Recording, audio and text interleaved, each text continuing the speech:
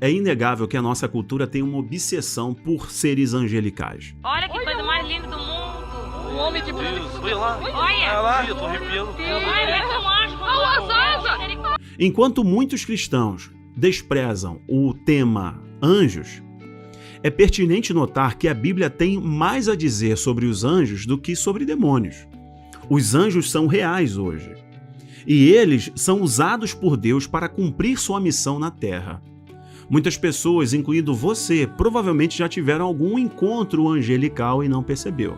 Você já conheceu um estranho que evitou um acidente grave e desapareceu misteriosamente? Você já viu alguém vestido de branco que estava próximo e desapareceu repentinamente? Já sentiu ali aquela sensação, teve aquela sensação de paz e certeza da presença de Deus? Experimentou proteção sobrenatural que foi confirmada por outros?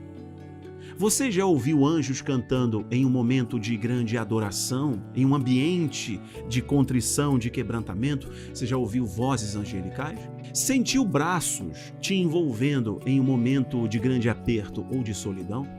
Se você já experimentou algumas dessas coisas, provavelmente você já teve um encontro angelical e não percebeu. É o seguinte, eu não quero, em hipótese alguma, estimular o culto aos anjos ou levantar alguma heresia. Pelo contrário.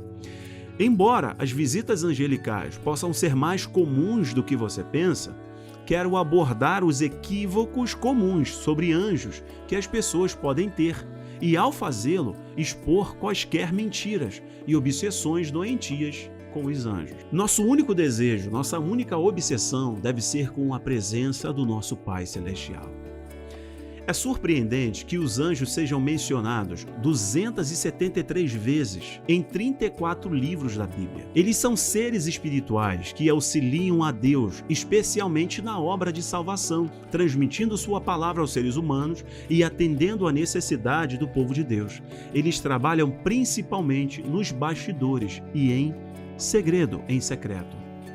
Os anjos têm tarefas específicas e essas tarefas são em obediência à vontade de Deus.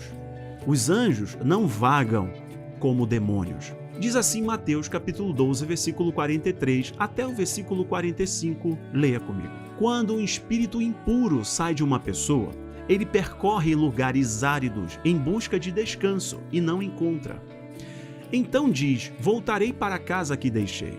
Ao chegar, encontra a casa desocupada, varrida e arrumada. Então vai e leva consigo outros 7 espíritos piores do que ele. E eles entram e moram ali.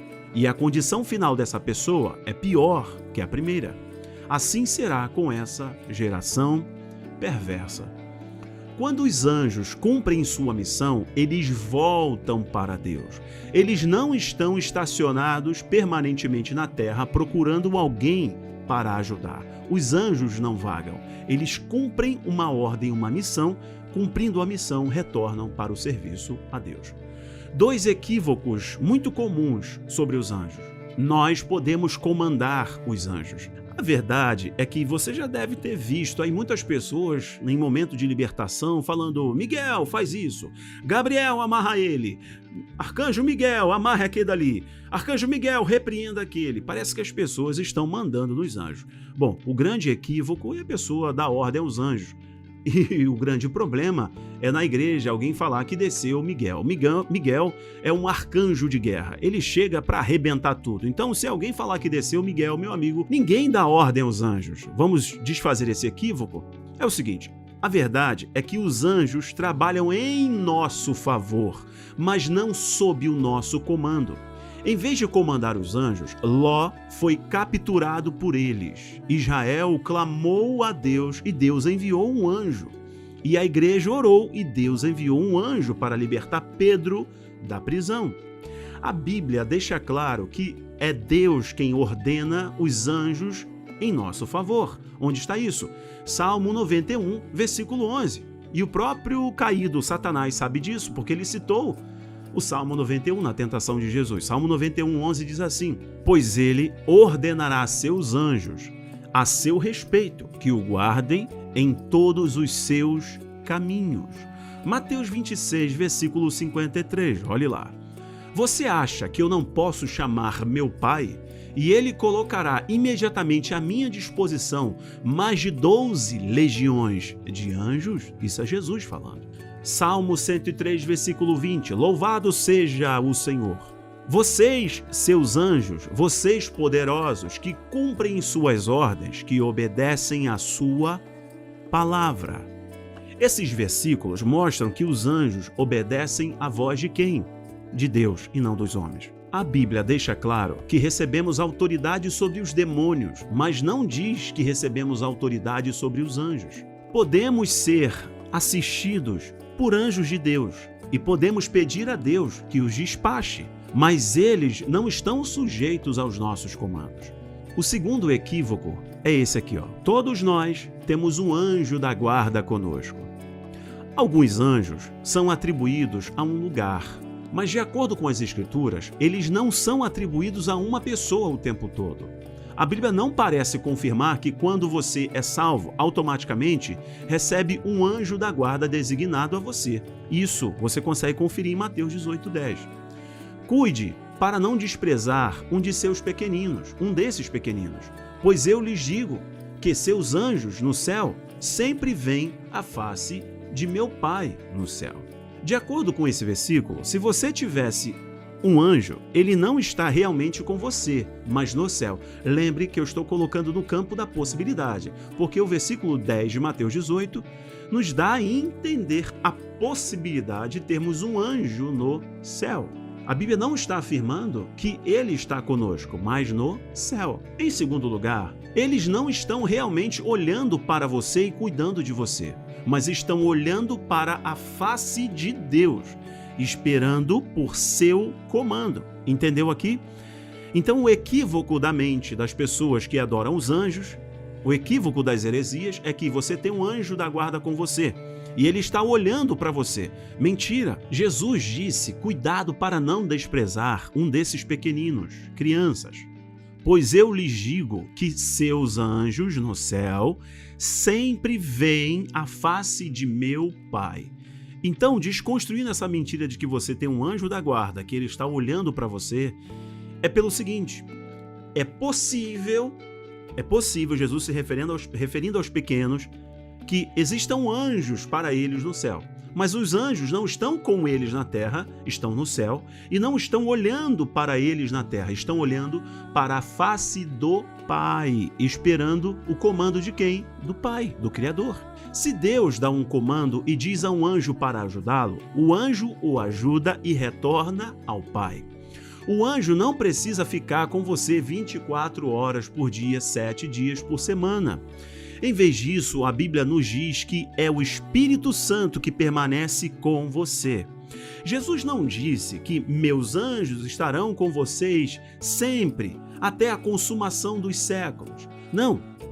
Jesus é onipresente, onisciente, onipotente, são seus atributos. Ele vive dentro de você pelo poder do Espírito Santo. Ele disse: eu rogarei ao Pai para que vos envie o Consolador. Mateus 28:20 diz assim: eu estarei convosco até os confins da terra. Deixa eu pontuar para você as atribuições dos anjos e que também os homens têm. Vamos lá? Os anjos são adoradores. Você também é adorador. Diz assim Lucas 2, versículo 13 até o 14. De repente, uma grande multidão do exército celestial apareceu com um anjo, louvando a Deus e dizendo: glória a Deus nas alturas e paz na terra, aqueles a quem a seu favor repousa, a quem é favorecido pelo Pai. No nascimento de Jesus Cristo, os pastores ouviram a adoração dos anjos e adoraram a Deus.